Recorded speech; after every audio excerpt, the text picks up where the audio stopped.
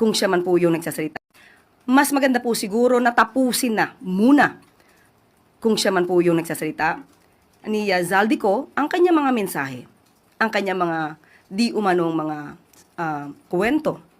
Mula video 1, 2, 3 hanggang video 4 and 5. Madaling nag-iba ang kanyang hairstyle.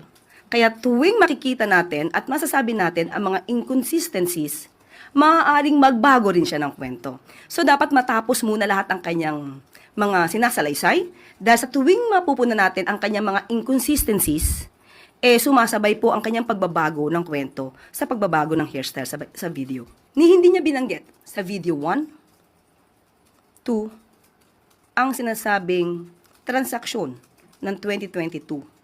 Maliwanag na ang binanggit niya na nagsimula daw ang kanyang pakikipag-usap di umano kay Secretary Nina Pangandaman 2024. So, nung napuna ang mga inconsistencies, nabago ang kwento. So, mas magandang hayaan natin, tapusin niya na muna. Kasi sabi nga natin, tuwing makikita natin ang mga inconsistencies, hindi lang po tayo, pati yung mga ibang mga lawyers, ibang mga eksperto na bumabasa at nadidinig ang kanyang mga sinasabi at napupuna ang inconsistencies, ginagamot nila sa mga susunod na mga videos. Kung isang araw lang itong ginawa, hindi dapat nababago ang itsura. So it means, lumalabas. Iba-ibang araw ito ginawa. At malamang ay bumabase sila sa reaksyon ng tao.